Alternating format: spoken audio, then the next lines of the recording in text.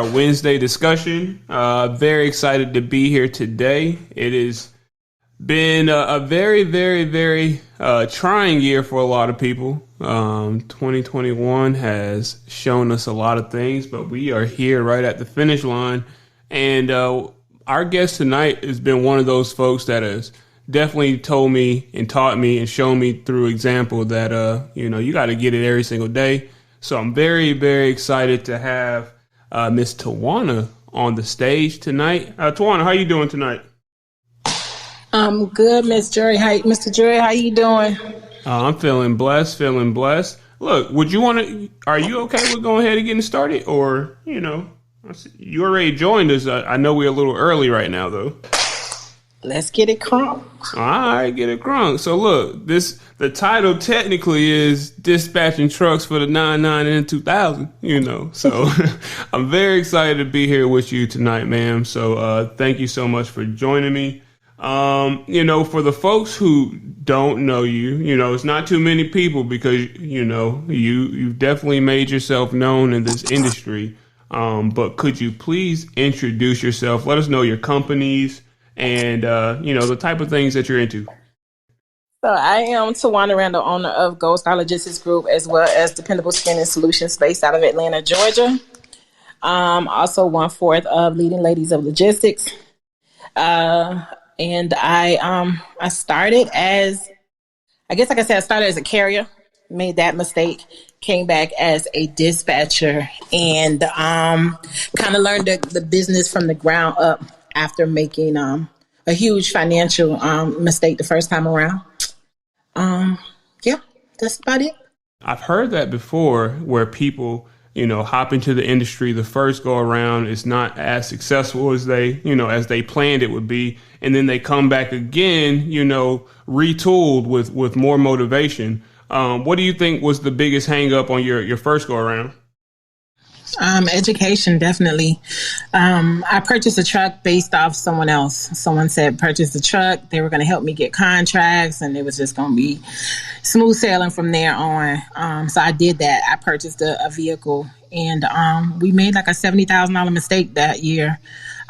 So we shut that down, and I came back with Gold Star Logistics, and I kind of wanted to learn the business from the ground up. This time around, basically focusing on more so transportation and not just being a carrier. Mm-hmm. Okay, I respect that. And what year? What was your first year? I mean, I want to ask this question specifically. What was your earliest experience with trucking? Was that you as a carrier? And if so, what year was that when you were a carrier? 2016.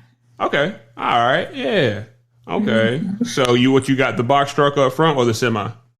We got a box truck, and that I guess that's why box truck have stuck with me so long, because I started with the box truck. So once I started with the box truck, I was kind of determined to kind of figure that game out. Right. So we got a box truck. It didn't work out.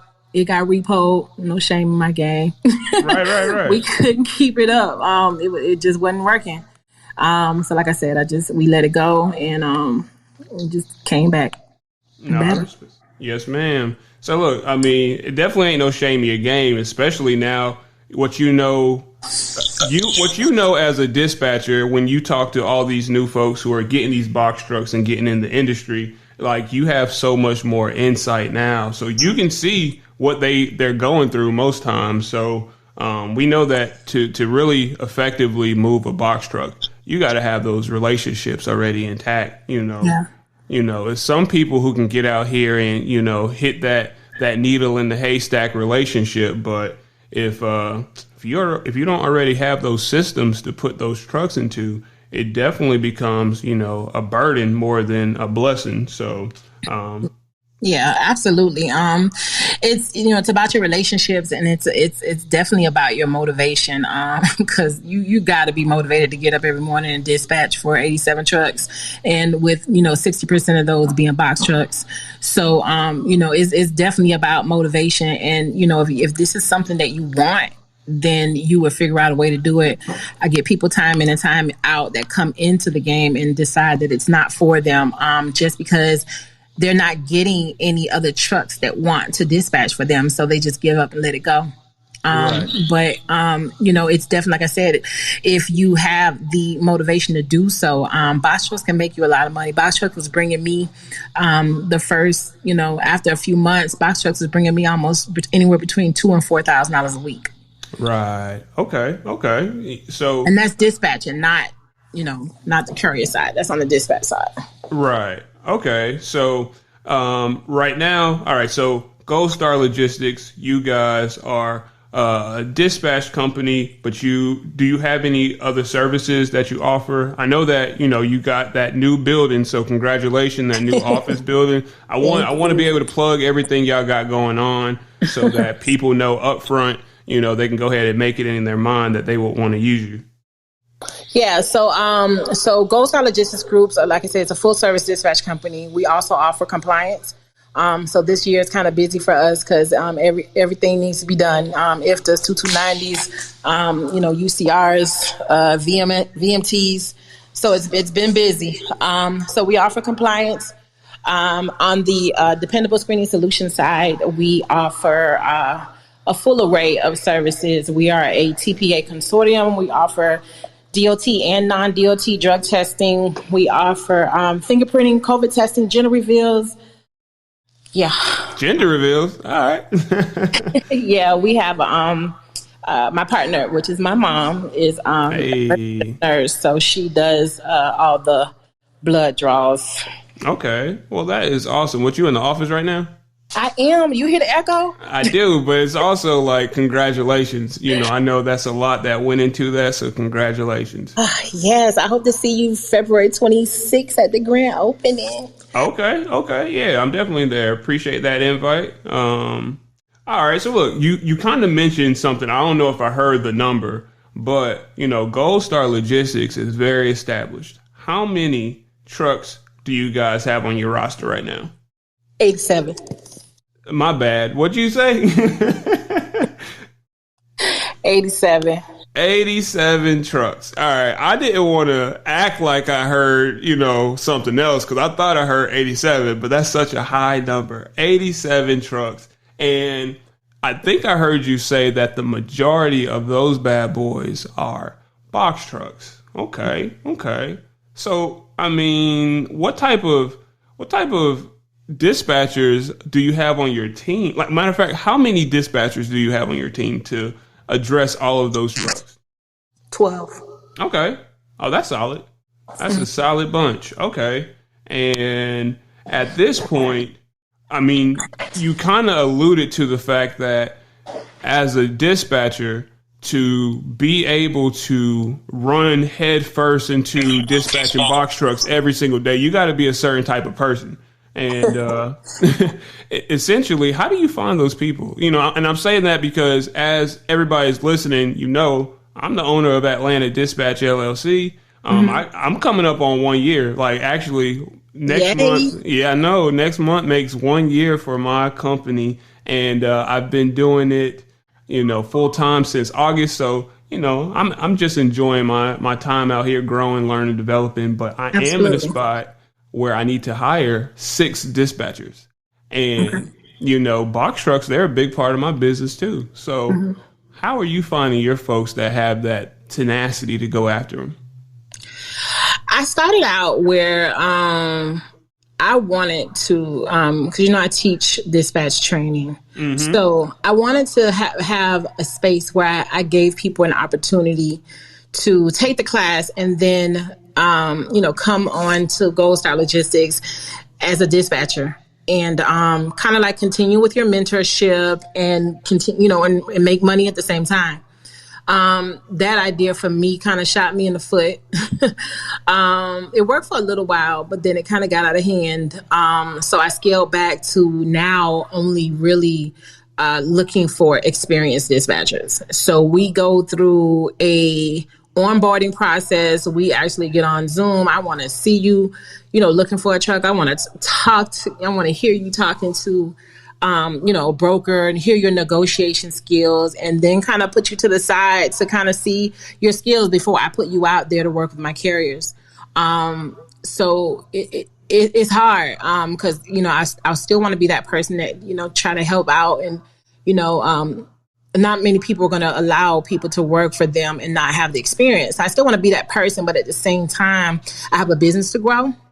And courier retention is the biggest part of dispatching because couriers are not loyal. Sorry, because I do see some of my couriers on here. I love y'all, but I'm sorry. Couriers not loyal. As soon as they find somebody that's going to dispatch for them 1% less, they moving on, or as soon as they, want to dispatch for themselves or whatever the case may be. So that courier retention is very important as far as paying attention to details, a customer service, providing that extra value to those carriers. So, even if they can dispatch for themselves, they're saying, you know what, I'm getting that service, I'm getting that communication, I'm getting that extra mile from my dispatcher, so I don't want to go anywhere else. So that has to also reflect with dispatchers or anyone else that works for my team. So now it's a process of actually looking and vetting experienced dispatchers. Oh, I got you. And I actually talked to our friends over at Innovative Logistics Group, and they gave me kind of something similar. That no longer are they wanting folks to just say, "Oh yeah, I dispatch, I can do it." No, they're putting them through the paces. Having them log on into the load boards drive to see how you're going to actually go about finding the loads, your mindset when you're saying, if I should send them to this market or, to that market, and, what's that conversation that needs to happen in order to do that. And absolutely. Everyone says they can dispatch, and a majority of the people who say that they're dispatching for dry vans, which I'm not going to say is easy because nothing about dispatching to me is easy, even now. But at the same time, if anybody who knows me, I'm always saying if you can dispatch for a box truck, you can dispatch for anything. So we're not getting people on these onboard calls saying go dispatch for this dry van because I can do that in my sleep.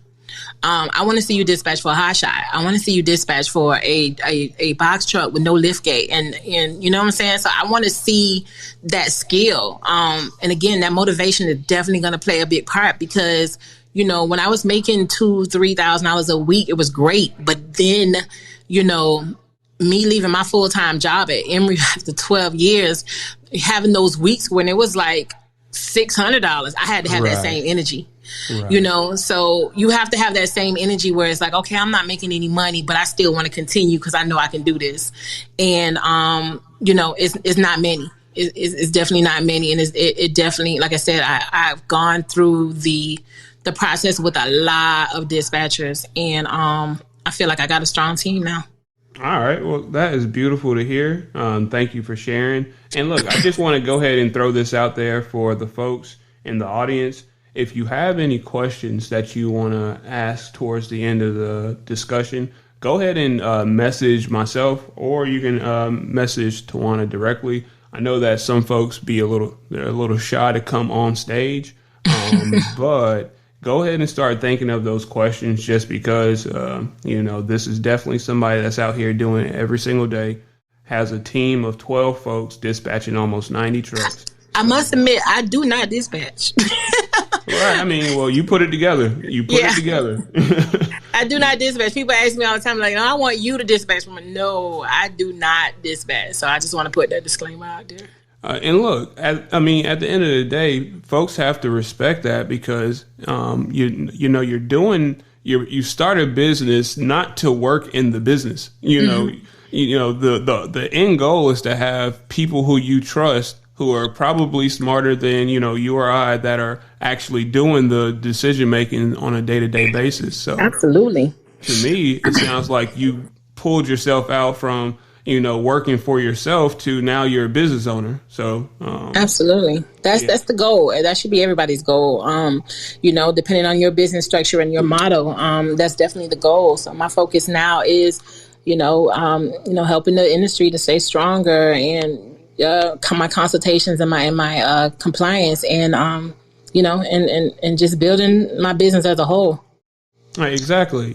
So I say to you, kudos. I long for the day that I'm able to say that myself, because right now it is me. It is me every single day, all day. And it's great. It's great. I'm not even gonna lie, because I'm really not running I'm not shying away from, this growth period, this, because, I'm just happy with it. I'm happy with everything, and I'm just very, very thankful and appreciative. So, but yeah. All right. So look, so when you were dispatching, right, when you were the person that was pulling them, dialing them billion phone calls every single day, what was your highest paying load that you ever booked? Oh gosh, I booked a load to Alaska. What? It was the strangest, most difficult thing I have ever did in my life. It was $11,000. It came from Redstone Air Force Base in Alabama, I think it is. Okay. And it was a move. And it was from a broker that I still deal with to this day. He called me and he's like, Tawana, I know you can help me. I got to get this move. They had a military family that was moving. I'm like, I don't know nobody going to drive the freaking Alaska and go through the permitting and go through. I mean, it was, the BOL situation was no joke. I think it was like we uploaded like 60 pieces of paper. Oh, wow. For the payment. But I'll never forget that a guy named Sheldon ran that load for me. Okay. Nice. And what was that rate? You said what, 30? It was $11,000. $11,000. Man, I think the most I've ever booked, I don't know, I'm not even going to throw it out there. It wasn't $11,000. It wasn't outside of that one, I'd probably say about a good $6,000. Okay. Yeah. No, that's still solid though. Special, probably once in a lifetime thing. The last time somebody asked me a couple of weeks ago to help them get something to Canada, and I was like, Right. Yeah, somebody asked me that too. Man, what's up with that Canada stuff? It's a lot. I mean, it's good. It's good money in it, but it's a lot. Like, you really have to pay attention to detail and the paperwork. Because it's one of those things where you can get a guy all the way there, and when it's time to cross that border, oh, you forgot this one paperwork, and it's like a no-go. Right. So I'm just not ready to take those type of chances in life. Yeah, to be honest, that's why I'm thinking about being a part of our friend Shaq's course. I mean, you're already a part of it, so yes, that's so next you can step for me. Yes, ma'am. So you can add that into your business offerings. Yes. Okay. So look, what's your favorite type of equipment to dispatch? Hot shots. Hot shots? Mm-hmm. Okay. Is there any particular reason? I like the challenge. Okay. It was box trucks, of course. But after I learned flatbeds and hot shots, I think I like hot shots and flatbeds better. Okay. Have you started using EXO? EXO? No, what is that? You about to put me up on Yeah, no, EXO Freight, I believe. We're actually going to have their CEO, their president on this I want to call it a podcast, on this podcast soon, but they're one of those folks that specialize just in that. And they're brokers? They're brokerage. Look at, thank you. I'm about to type this in right now. No doubt. But they're pretty cool folks. And yeah, reach out to them, tell them Jory sent you. Actually, I know you. I'll connect you with them on LinkedIn. Appreciate you. Yeah, no doubt. But yeah, that's interesting. It is a challenge. If somebody said this to me the other day, they said with flatbed, they get to see so many different things. Like they get to see, the complete construction of something versus, no shame, but a dry van, you're kind of moving, dry goods, tissues, things that go into a grocery store. Whereas with that flatbed, you might be moving a whole, I don't know, satellite system or something. I don't know. It's something crazy. It's interesting to see the stuff that they move on, flatbeds and hot shots. Even hot shots, just watching a dually pull away with, the different type of things. I've seen airplane parts. I've seen, like you said, satellite dishes, go-karts, all kind of things, and watch them strap them down and that type of stuff. So I always ask, my carriers, send some pictures so we can see. But it's always interesting the type of things that they want to move on flatbeds and hot shots. Yes, ma'am. I definitely agree. Yeah. So look, back to so I'm happy to have you on this stage now because you are in a spot where I aspire to be at. Like I said, a business owner versus working in the business, and it'll help me, and I'm pretty sure it'll help some folks in this audience if we could talk more so about the operation side of your company. And what's the normal start for your day as a dispatch company owner? Do you guys have team meetings, huddles? Do you guys attack certain load boards? What's the beginning of your day looks like? So my team is all on Slack. So I have my group that I did have, if you've ever taken one of my dispatch courses, you're in my VIP Slack group. And then my team as well is on Slack as well. It's just, I used to use Slack in the corporate America, and I found it very easy to communicate with, everyone. You could do video in there, conference calls, all kind of things. So yeah, so we have our huddles. We have our team huddles on Wednesday nights. And it's everything. I want to hear everything. How you doing? What you like? What you don't like? Your carriers. What can I do? Do I need to step in? Whatever the situation is. So I've heard it all. I've heard it all. So but I'm up. I probably would say anywhere between 4:30 and 5. Typically, it's from the bed to the Peloton. That's kind of slacked down the past couple of weeks. And then from there it's on Slack, getting my team, talking to my team. And, from there, if it's not consults, meetings in-house. And then, of course, the broker agent. So it's some of everything. But, yeah, my day starts at about 5 o'clock, no later than 5. Okay. No, I respect that because I think I saw you being one of those folks that kind of put that in my mind of just you getting up at 6:30, 7 o'clock. The freight already started moving. So what you doing? Yeah, freight's already moving. People are already posting on load boards. You want to be one of those first emails that pop up on that broker's email in the morning time. So. You don't want to send out your email at 10 o'clock saying, hey, I got an empty truck. You have anything moving? Because, other people have already hit him up, or, the loads that he's trying to move really fast, or those hot loads are already gone.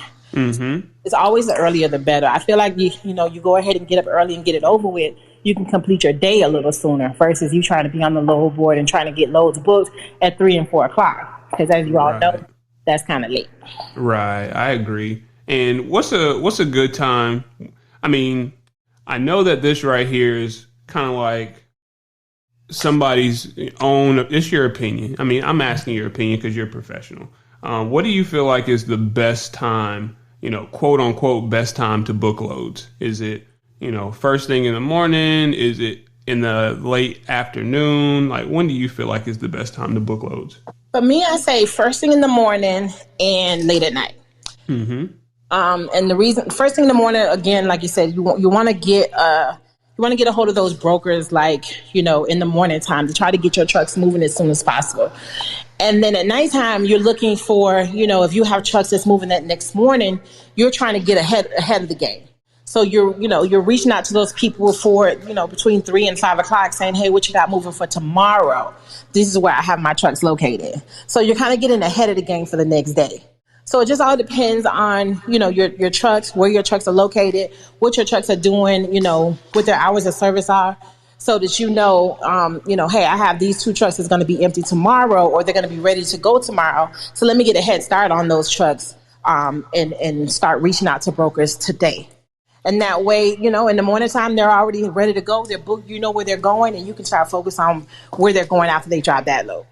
Right. I mean, does your team dispatch any local box trucks? Any box trucks that want to be local to any city? Do you accept those? Accept local box trucks. Why is that?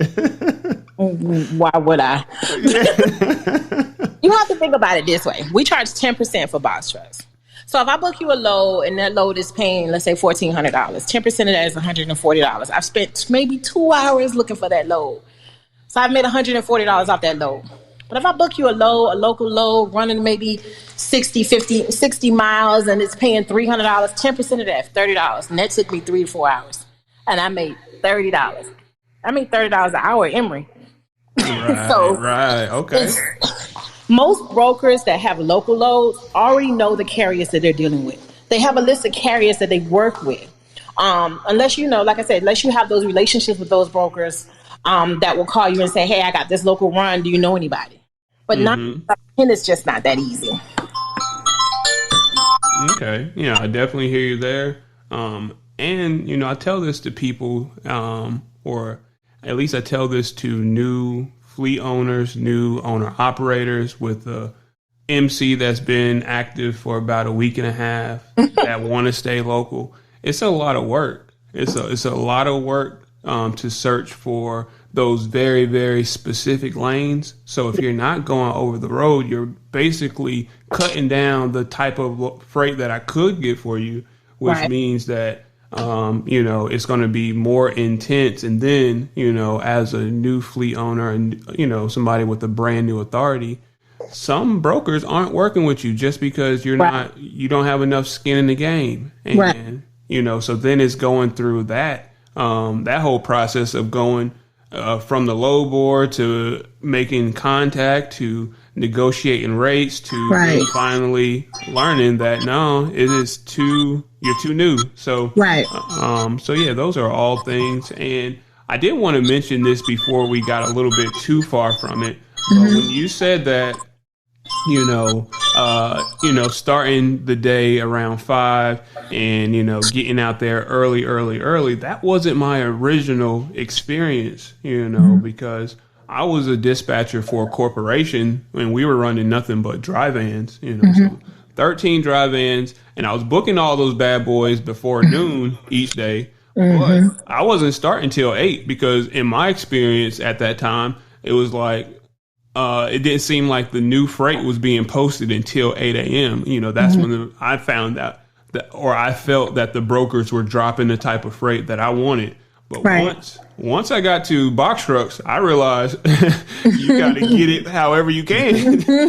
You better get it early. It's a whole different ball game. You be sleeping, you jump on a low board at 10 o'clock with a box truck if you want to. So, yeah, I think it's definitely different these days just because of the equipment type. But I want dispatchers who are, you know, folks who are aspiring to be dispatchers to hear that, because it does change based on what you're working with, you know, the amount of, you know, hoops you're going to have to jump through to get some consistent freight. So absolutely. Yeah. Absolutely. So at this point, you know, you have relationships with brokers and shippers, and so do probably some of the dispatchers that you use. You know, what type of percentage would you say of your freight comes from a load board versus, you know, that broker or shipper hitting you up directly? I would probably say I'm probably at maybe a 50-50 right now. Nice. Yeah, I'm probably at a 50-50 right now. Like I said, I spent a lot of time, and that's definitely my focus, you know, to make sure that my dispatchers have freight to move. So I spent a lot of time on LinkedIn, mind you, and also here in Atlanta, but building those relationships and learning who people are and learning, you know, what issues that they have that I can fix. Like what type of problems are you having with the carriers, and how can I fix it? So, you know, this is why, you know, when you get these carriers, after you've spent so much time building these relationships, you want them to respect your brokers and respect your relationships the same way. So I want you to be on time. You know, I had a shipper one time call me and told me don't ever send that carrier to them their warehouse again. Ooh. She had pulled up in a wife beater and some furry flip-flops. Oh, and I'm like, it's like, you know, even though it's your MC, at the same time, you're still a representation of me. Like, this is a relationship that I've been nurturing and working on. So, you know, as a business owner for carriers, you want to have that, you want to have that appearance. You want to have that professionalism. So it's not just about me and my relationship, but it's about you too. Because a carrier can walk into a shipper and, and talk a good game and build that relationship himself, but not if your appearance or not if your professionalism is not up to par. Right. I mean, because sometimes that driver can be the biggest advocate for the dispatcher. Absolutely. All the time. Yeah, but that's definitely if they're professional or, just, in a spot to actually build some relationships. So I hear exactly where you're coming from with that. Yeah, thank you so much for mentioning that because, drivers are partners. At the end of the day, a driver knows that they are directly influencing how much money they can make by the type of service that they do. Absolutely. And they're also in control of what you and I, dispatchers or, dispatch companies can make because, for a broker to come back to me and, have me as their first call, the carrier has to do a good job. Absolutely. I totally agree. Yeah, so it's affecting both of us for every single load that's out there. Every single load. So you're building a relationship. We're not just dispatchers. They're not just your drivers. You still have to build a relationship with a driver. I had a dispatcher that was on my team once, and she called and I said, "What's going on with your carrier?" "Oh, his truck broke down." I said, "Okay, well, what's going on?" "Oh, I told him to call me when he get it back up." And I'm like, "What?" Like, no, you have to ask him, like, do you need me to help you find roadside assistance? Do you need any assistance? Do I need to call anybody? Have you called the shipper to let the shipper know he's going to be running late? Have you called the broker to let the broker know he's going to be running late? So it's not just, I'm dispatching you for your 10%, but at the same time, if we build a relationship and you can work good with your driver, then it's a win-win situation for everybody. So, it's relationship building in transportation is definitely the most important thing that you'll ever learn. Yes, ma'am. And, along with that relationship and that leeway that you want to give to that driver when, they're doing a load that has basically been given to them based on your relationship with the broker. Mm-hmm. Let me ask you this. What type of agreements do you have to have in place so that, they know that this is your situation and, there are ramifications if they try to, do that whole back solicitation situation? I mean, in those type of situations, for me, I've learned that there is no control over that. Because at the end of the day, a driver can cut out. The one thing about a carrier is they can cut out a broker. They can cut out a dispatcher.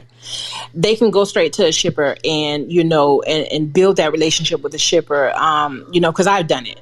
Build a relationship to the shipper. Like, okay, I've been here 2 or 3 times already. So what is it going to take for me to just get this load directly from you? So I mean, why not? If me with my carrier hat on, why not? Why not cut out all of that? All of those other people out of the relationship if I can. So I've learned that I don't have any control over, anyone going behind my back and booking loads on their own. Like, I don't have any control of that. What I do have control over is my customer service, my relationship, and my skills.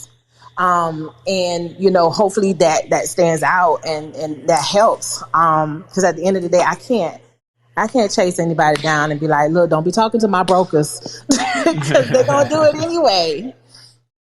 No, I hear you. I definitely hear you. And before I get too far away, I mean, so for that same exact thing though, you kind of have to extend that trust and, those relationships to the people who are working underneath your brand. Do you have any agreements with them that says, hey, nah, this is me and that's the reason why your job is a little bit easier? Like, is there anything like that in your agreements with your dispatchers that work for your company?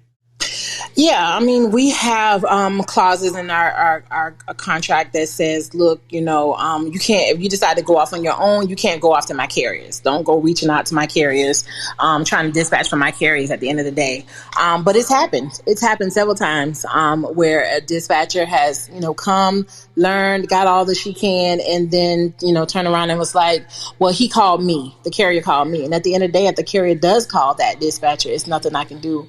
But it is in my contract. I feel like, if it gets to that point, I'll take the necessary ramifications to do what I need to do. But at this point, it's one of those things, like, if it's for me, it's for me. If a carrier is going to go, they're going to go regardless. True. Very true. That is very true. I agree. And in the times, so I've been doing this, as I said, full time since August. And I want to say that each one of my carriers, they've been superb, definitely folks that I would like to build relationships with for long-term business. My wife has heard me, hear some things from my carriers where it would be something that, I would be a little bit concerned with. I try to play it cool when I'm hearing it, but in the back of my mind, I'm like, hey. And there was this one thing that happened more recently that I'm still trying to see, how I should get around it. And it kind of leads me to my next question with you. Like, do you have an MC number that, as a dispatcher, that you can kind of use when you're building, business from the ground up, things that would be more of a carrier contract type of business versus a one-off spot load? So no, I keep all of my businesses totally separate. So I have an MC number, as a carrier, and I'm also a broker agent with Landstar. So I keep that separate. I keep everything totally separate. Just so it doesn't look like I'm double brokering anybody loads. It doesn't look like I'm trying to move anybody else's freight. As a carrier, we did try the leasing on thing where, we had people leasing on to us, and it was just more of a headache for us. So, if I'm, negotiating or helping you with contracts with a shipper, I'm helping you with that contract under your own authority. And that's a part of, us being carrier consultants. If I go into a shipper and say, hey, I have this carrier that wants to move this freight, he's in this local area, he's available, literally mapping out a contract or a report to that shipper for this carrier, then yeah, that's a negotiation that we come up with. Like I have a few now that's on, it's been about 6 months now that they've been on this contract with a local carrier here in Atlanta. And even though, I negotiated the contract for the full 6 months, as long as they're on the contract, I still get 2% of their loads every single month because I'm the one who negotiated the deal. So as far as that goes, that's the only type of, deals I do when it comes to authorities and stuff like that. But anything that I'm going to negotiate for a carrier, I do outside of, myself and keeping myself totally separate away from what they have going on. I completely respect that. It makes perfect sense to keep it clean. You don't have to necessarily worry about somebody saying that you're double brokering. I respect it 100%. Absolutely. Now, how do you build in any safeguards in there? Is there a way to say, hey, bro, I'm the one that got you this contract for the next 6 months. So that 2%, it needs to be on time every time. Like, what safeguards do you have in there? Or is it more so you're just already dealing with folks that you feel like are, trustworthy in the first place? So for me, with all of my, not just the guys that I help with contracts, but all of my carriers are on ACH draft. So every Friday you need to have a credit card on file. You are getting an ACH draft. If I can't ACH draft your account, we don't take you on as a carrier. So we do an ACH draft every single Friday for whatever load we've booked for that week. Again, that's, something I learned throughout the years where, I was sending invoices. People weren't paying invoices. I wasn't getting anything to kind of like, back myself up in the background. But so now we get a checking account or preferably a credit card, and we run that credit card to make sure it's a good card. So that we can run those charges every single Friday. Okay. As far as the contract goes, I haven't really had any problems. Because like I said, we're still doing the day-to-day. We're still doing the BOLs. We're still doing the paperwork. So I haven't really had any problems with people not paying me the 2% or trying to cut me out of those particular things. Because I'm the one that's going to go back and renegotiate for you. Because at the same time, I don't like to negotiate anything past the 6 months when it comes to trying to get you dedicated runs, because if the fuel card charges change or, anything changes with the economy, then you're stuck in a deal that you're really not making any money on. So I need to go back to that shipper and explain to that shipper, like, look, you move some things around. My carrier is getting tolls now. Fuel has gone up. So, we're a team. But at the end of the day, if somebody decides that they want to put me on the bench, then I'm on the bench. Right. I hear you. All right. Well, I mean, I think you summed that up nicely. The fact that you learn that you need to have that credit card on file just in case somebody goes a little missing. You know exactly how much you book for them and what you're entitled to, and you have the full right to do it. So I think that's the answer that I was really looking for. Yeah, you definitely have to have some type of clause in your contract when it comes to payment. And I try to be as transparent as possible as far as my rates are on my website. My rates are in my agreement. Late fees are in the agreement. It spells it out for you so you don't have any surprises of what's going on. I charge a $250 deposit up front. You get that back as long as you don't have any outstanding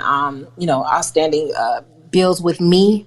So everything as far as, my payments and my prices, everything is spelled out. So you're either going to decide I'm not paying a $250 deposit or I don't want to deal with her and keep moving, or you're going to decide, yeah, you know what, I want to rock with her and go. And I get both. Okay. Yeah. I mean, the fact is, a lot of this business is predicated on agreements. You got the dispatch carrier agreement. I tell people all the time, read through it. If you like it, sign it. If you have any questions, reach out to me. But that's also exactly how we get to work with all of these different brokerages. You got to go through and get these carriers onboarded and sign the broker carrier agreement. And I feel like a lot of people kind of like just breeze over that. Why is it so important to read through that broker carrier agreement before signing it? You never know what you're signing. Yeah. All of them are going to be totally different. My agreement may be different from yours. Landstar agreements is totally different from Siege Robinson's agreement. Everybody's agreement is going to be different. So you want to understand what you're getting yourself into. Are they factorable? Do they offer quick pay? Do they offer EFTs? Sometimes even reading of the rate confirmation. We had one where, they didn't read the rate confirmation and it stated every hour that they were late, there was going to be a $50 deduction. So there's nothing I could do about it. You signed the rate. We signed the rate confirmation. We went over this and you knew what what everything was. So, between that carrier and that driver, the carrier and that dispatcher, you guys are being sure that you have read over everything that's necessary to read and follow the rules at the end of the day so that you can get full payment. Definitely. And in there is also, there's so much rich information, and it's definitely just going to change based on each one of those brokerages. But it gives you the rundown of everything. If there's an accident, if there's any type of situation, it's already there. It's already there. Yeah. I prefer the ones that are on RMIS because they're all nice and neat and clean. I know, right? I don't have to deal with my PDF editor or any of that kind of stuff. I know. I wish that was like standard where, but I still get the ones that they send you this raggedy behind PDF where it's been screenshotted and copied so many different times. I'm like, dude, can y'all get a better agreement or something? Right. It's like a picture. Yeah. They took it with cam scan or something. But at the end of the day, everything is really highlighted in them, and any mistakes are made. One thing I've learned about carriers is a lot of carriers don't read. They're not up on transportation. All they know is pretty much like I was. I got a truck. I want to make some money with my truck. and I'm ready to get on the road. You know, they don't read or understand the FMCSA guidelines. You know, I get people all the time. Oh, box trucks don't need ELDs. Okay, well, you get on the road without one and let me know how that works for you. You know, so it's like nobody's reading anymore. So you know, the education part when it comes to dispatches, sometimes it's up to you to educate your carriers. You know, and remind them of certain things, remind them of things that you read or things that you have seen come across your way, or compliance or things like that. You know, so when people come on board and we do the onboarding calls, I'm like, so what's your ELD? Oh, I don't have one. Why don't you have one? Oh, because so-and-so on IG said I ain't need one. In the Facebook group, he said he ain't got one, so I ain't get one either. Oh, okay. Well, let me know when you get one. Right, because we only dispatch people who are going over the road. So whatever reason why they don't have one, you know, that 150 air miles or all that kind of good stuff, that's not what this is. Okay. Exactly. Exactly. Okay. So look, in your experience of dispatching, has there ever been a time when one of your carriers got into an accident?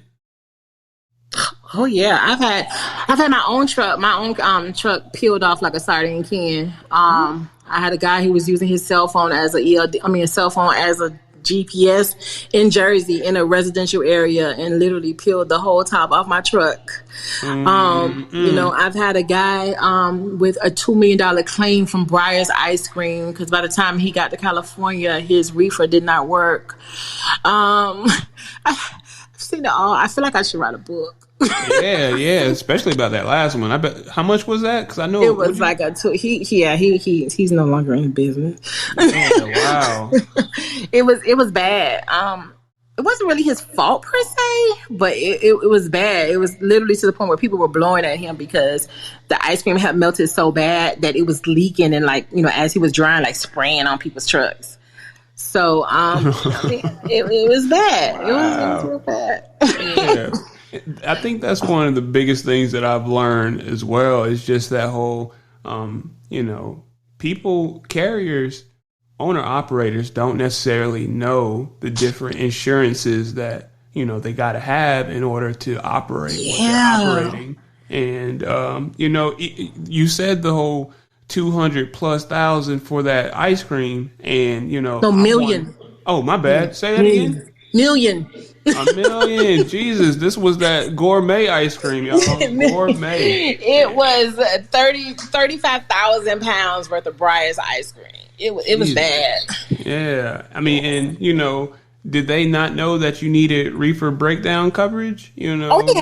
The insurance took care of everything, but it's just the simple fact that at the end of the day, when he tried to you know, get new insurance and start his authority all over again, that stuck with him. Oh, okay. You know, okay. It stuck with them. People think, oh, just get a new authority. I can start all over. I messed this one up. I'm just going to get a new one and start all over, and think that stuff doesn't stick with you. But it does. Yeah, no, it definitely does. And, you know, I've heard people, you know, talk about doing that, but no, it's going to catch up eventually. It's definitely going to catch up. Yes, definitely. Okay.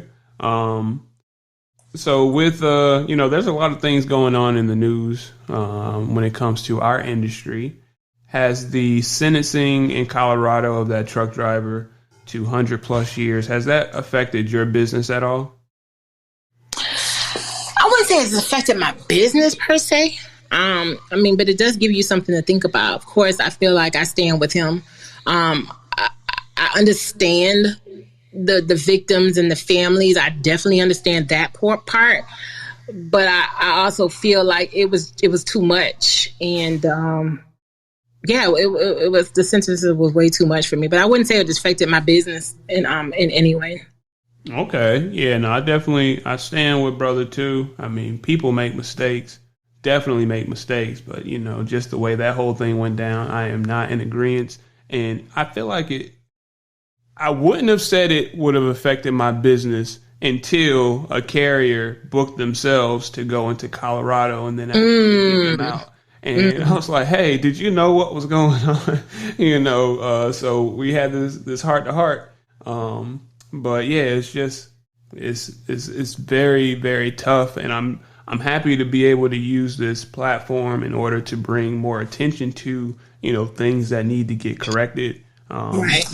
So I feel like, if you know anything else that we can do to show solidarity, with the brother, just let me know. But, No, outside of breaking him out of prison, no, I don't think so. But, I have signed a petition, so hopefully that helps.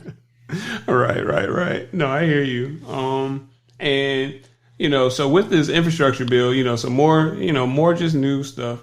There was the push for different Congress. It was a push for Congress to say, hey, dispatching. You guys got way too much control and way too much power. You need to be under the same regulations of a broker or something of that nature. How do you feel about that? I 1000% agree, and I can't. They need to just pass it already. Just pass it. I agree. I totally agree. And I say that because we do. We're almost doing the same thing that a broker is doing. So why not? But I feel like, allowing us to get authorities and surety bonds and insurance like that would eliminate some of the dispatchers who aren't doing it correctly, who aren't doing it the right way, and who are the ones that are giving us the bad names. Because there are a lot of them out there that are using their own authority to book trucks, or I had one the other day. Carrier did a consultation, and he was trying to figure out why the money was going to his dispatcher and not him. So there's a lot of different issues out there. I see dispatchers all the time, hit me up. I got dedicated freight. You don't have dedicated freight. You don't have no MC. So you can't have dedicated freight. You can work with someone who's going to give you access to their freight. But as a dispatcher, to say I have dedicated freight, you should say, I'm not, I'm a dispatcher working on behalf of a broker or speaking on behalf of a broker or working with a broker, but don't mislead anyone and say that you have dedicated freight, because it's not possible. It's not possible. So I'm all for it. I wish they do. Okay. Well, your opinion is definitely noted in history. It is time stamped. It is on this thing. And, the whole point is, if folks are out here, there are some dispatchers out here that are really doing it, are some professionals. Absolutely. Look to build and know that this is something that can really change their families' lives, that can establish legacies. And then there are others who I feel like are, just doing it because it's flashy, it's quick, and, I'm in agreement too. So I'm happy to hear that opinion that you stated. Absolutely. If you're doing it for the right reason, you're doing it for your family, and you want a legacy, and you really want to do this full time, you wouldn't mind going out and getting a surety bond. You wouldn't mind getting the insurance and setting yourself apart from those ones who aren't doing it the right way. So, but if you're doing it because it's the next big thing on IG, and you're looking for a whole bunch of followers, then it's not for you. But so, yeah, if I hadn't said it already, I'm all for it. All right. Well, folks, I know that we were talking about going ahead and getting those questions ready for Miss Tawana. If you have those, go ahead and raise your hand. We're going to bring you on stage. And, in the last question that I wanted to ask Tawana is, how has the leading Ladies of Logistics affected your life? Oh my God. Woo. I know. These Ladies of Logistics has been amazing. We help a lot of people, and our mission is to be sure that those who want to get in the industry have the education and the knowledge that they need to get into the industry the correct way.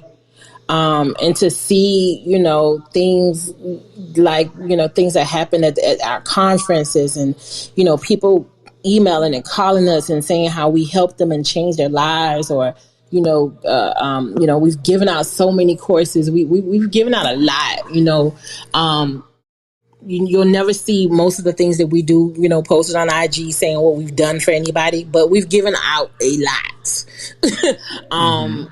because, it's just needed. A lot of people, for me, COVID has been a gift and a curse. I had to pivot my business in order to figure out how to keep going. But for other people, it hasn't been so good. So it's like, figuring out how to help them to move past it, which came Dispatchers in the Box, which which my partner Transfix, we gave out 10 laptops, and we got 10 more coming for 2022. Hey. So our mission is to help and make a difference as much as we possibly can. So yeah, that part. Right. I mean, look, it's an honor to have you on stage. I mean, my wife knows for sure how much I talk about y'all and how much I know that y'all are doing, not only just for, just for the people. Like, y'all are doing so much for the people. So y'all are definitely appreciated. And any way that I can support, I will be there. So thank you so much for joining us. Definitely. You always are there. We appreciate you. Yes, ma'am. So look, in the meantime, we did have Daryl join the stage. Daryl, how you doing today, this evening, brother? What's up, Jerry? How you doing, Tawana? Hey. Yeah, I got a question for you. I know you said one of your carriers in Atlanta, might be too bad. One of your carriers, you had them on a dedicated contract for 6 months. Mm-hmm. Do you find out a lot of your carriers are wanting to do that, or they yeah? Well, what are your carriers saying about the dedicated contracts and lanes? So this particular carrier that's on that contract is not one of my. He's actually one of my coaching clients. So he was not one of my carriers. He was dispatching his own loads, and he asked for my help in negotiating this contract with a shipper. So I jumped in. I gave him my agreement as far as how that would work, and that's how we ended up doing. Ended up doing that in that particular situation. But most of the people, I probably say 65% of the people I come across, they're looking to make, when it comes to box trucks, they're looking to make $3,000 to $5,000, if not more, on a weekly basis. So I just have not seen it. I could be wrong. It could be people on here balling out of control. Let IG tell it. It's people making $10,000 a day in box trucks. So, I have not seen a dedicated local run that's just going to get you that type of money. So it all depends on what you're looking for. So if you have the expectations that I'm only going 50 miles per day, how much money can I really make? Unless now if anybody want to wait for a contract, let me know, because this man from Wayfair will not stop calling me. He need like 40 some people. It's like 80 something stops a day. But unless it's that type of stuff and back breaking type stuff, I just haven't seen it. And again, I could be wrong. I don't know it all. But most of my carriers are looking to make a little bit more. But I do have those situations where I am that spokesperson for that carrier, between the carrier and the shipper. Did that answer your question, or did I just started talking and didn't answer your question at all? Yeah, you answered my question. So we're talking about box trucks. These aren't. Yeah, that particular guy that I was talking about is a box truck. Yeah. Mm-hmm. Gotcha. All right. Okay. So we did have another question, and what's the best advice you can give to help a person find loads for a box truck? Get up early. Build your relationships. Keep in mind, every time you get a rate confirmation, that's a relationship. Mm-hmm. My email list is almost 100 brokers long. Until somebody tells me to take me off your list, I email them every morning. Here's a list of trucks that I have available. What do you have available that matches my trucks? I have a truck in Atlanta. I have this truck here. I have that truck there. Every single rate confirmation is a relationship. So you should be following back up with those brokers. If you do a good job with that broker and you haven't left a bad taste in their mouth, then follow up with them. Hey, what do you got? How can I help you? What lanes do you have to move today? I have such and such trucks over here. I have this type of truck over here. So you got to build your relationships. The idea is to stay off the load board as much as possible. I'm not going to sit here and say that we don't never use the load board, because that would be a lie. Mm-hmm. But the idea is to build those relationships, build that trust with those brokers, get in that broker's mind so he knows Tawana. I had on a Ghost Logistics shirt in BJ's, and a broker from Nolan was like, Tawana from Ghost Logistics? Because I email him every single day. Mm-hmm. Every single day. Not to mention I brand myself everywhere I go. But, at the same time, there's no secret. there's no secret to the load boards. Just build those relationships. Utilize those company load boards. A lot of times it's not only DAT. You can't build a dispatching company by only using DAT, because DAT goes down every other day. Every other one. Every other day. So you got to utilize. Nolan has their own board. TQL has their own board. Landstar, CH Robinson, JB Hunt. A lot of these companies have their own load board, and they're not posting every single one of their loads on DAT. They're posting it on their own load board. And some loads don't even hit the load board. That's why you have to contact the brokers directly. So this is, again, it's no secret sauce to, not that I know of. I'm no expert, but there's no secret sauce to it. You just have to have the motivation to get out there and make those contacts. I think you hit on the head you just got to have the motivation, to the person that is consistent and persistent, you're going to find it. You just got to have the motivation. You're going to find it. Yeah, it's out there. Yes, ma'am.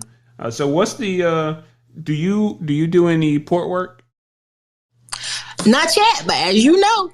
Right. Yeah. I do a little something here and there, but not that much. A little empty container moving and stuff like that. But I am definitely, I am all up and down in Shaq's class learning about this dredge. Excuse me. Learning about this dredge and, learning the different terminologies and between that and heavy hauling, that's what I'm studying right now. Yeah, that heavy haul is where it's at. I definitely got that tip to get in that first. Yes. So Box Trucks was my first client. So, just like you tackling this monster where you see so much opportunity, you're right. Do I just leave this diamond, right here on the ground, or do I keep on? Nah, you don't leave it. You add more value to your company by adding more people, and then that way you as a CEO of your company is going out there getting the other type of clients and bringing that different type of revenue to your services. So you don't let it go, because boxers are always going to be my baby. That's how I started. Like that's what they say, don't forget where you came from. Okay, right. So boxers is always going to be there for me, but at the end of the day, I have like a love-hate relationship with boxers. No, I definitely hear you. All right. So I know we're going to be letting you go soon. Did you have a time for a couple more questions that came in? Sure. Okay. So we did have somebody ask the question of for brokers that are on the cautious side due to being new, are there any additional certifications that you find makes them more willing to work with you? And this is, do you know where they're coming from with that question? Are there any additional certifications for the dispatcher? Yeah, I guess it's more so just to, they're asking about a broker being more willing to work with any person, and if there's anything that would make any carrier more attractive. I'm assuming that's the question. I mean, at the end of the day, and and this may be coming down from a higher point at some point, with the different changes that FMCSA is making. But, a broker's going to deal with who they want to deal with, because it's a liability for them as well. So that's why a lot of brokers don't deal with carriers from day one or 30 days and so on and so forth. When you get up to people like XPO is what, 1 year? Mm-hmm. So, that type of caliber and the type of freight and the insurance issues, and it's just so many different things. And we had a conversation with the guy from, what's the guy named? Chris from Freight Waves. Is it Chris? Well, anyway, we had a conversation and it was like a roundtable of brokers, and their biggest thing is new carriers that come in. They, they're just running. They're over their hours. Their trucks are raggedy. They got rental trucks. Mm-hmm. These brokers don't like it. So a lot of people are moving up. A lot of people are changing from, allowing you to be 1 day or allowing you to be 30 days old and so on. So it's going to get worse to the point where, it's like, where are you going to find these loads from? Because brokers are getting to the point where they're like, you know what? I want someone who is experienced. I want someone who staying in this game, or not going out of business in 30 days or 60 days or after their first audit. So there really is no secret sauce in a broker dealing with you. It's just one of those things. Me personally, if I decided to go into my own brokerage, I would do a 6 month before I work with a brand new carrier. Okay. Just for that experience. I've had people, pull up to me, and I'm like, hey, they're telling you to pull up the bay 2 and back up your truck. Oh, I'll load the truck. Oh, I ain't all that good in backing up. Like, what? Yeah. You what? It's like, Enterprise let me get this truck and, $300 and some insurance, and I'm ready to go, but I can't back up. So, right. Yeah, it's a lot that goes into that. Okay. Well, look, I think we just gonna call it, because, to be honest, I can ask you questions, just because I'm a very inquisitive person, and you do exactly what I'm trying to, what I'm working to be great at. So, but I think I'm gonna go ahead and close it at that. I know you got something coming up soon, with Brother Myron. Did you want to go ahead and let the folks know and give any, closing remarks? Yeah. So if you're not following me, follow me on IG, Gold Star Logistics. Also follow me on LinkedIn. I am always on LinkedIn. Is like my new best friend right about now. Right. And my next coming classes, I have a virtual class coming up January 15th and the 16th, which is, I think, use the code HOLIDAY and it's $200 off. I have a class an in-person class coming up with Myron Piggy, he is operations something with Innovative Logistics Group. He's going to kill me if I don't get his position right. Innovative Logistics Group, who are my partners. We are partnering together to do a course here in Atlanta. We're doing a freight dispatch boot camp. So it's kind of like part 2. If you were at the Leading Ladies of Logistics conference, we kind of did part 1 there. So this is going to be like part 2, 3, 4, and 5 with the in-person class on February 5th here in Atlanta. And that's it, closing remarks from me. I would just say, whatever it is in transportation that you decide to do, whatever, angle you want to go, educate yourself before you take a class. Look at reviews, look at remarks, ask who's taking that class before you take a class, and just educate yourself. It's not just about, I want to buy a truck, so all I'm going to learn is buying the truck. It's not about, I just want to be a dispatcher, so all you're going to learn is just being a dispatcher. You got to educate yourself fully in this industry and learn as much as you possibly can, because it's not going to stop there. From dispatching, comes broker, and then it comes compliance and different things from there. So, the main thing, like I said, just educate yourself and just keep going. Have that motivation. If this is something that you really want to do, it's worth it. It's worth it to put in some time and learn it. Okay. Those are some very, very hard hitting closing words. Thank you so much for your time, ma'am. We are very, very appreciative to have you on the show. Thank you for having me. No doubt. And then, as always, if there's anything I can do to help in the future, let me know. I'm always down to help. So for the folks, yeah, we got something amazing coming in February here in Atlanta, so we're gonna solicit you for that. Okay, all right. Well, I'm there for it.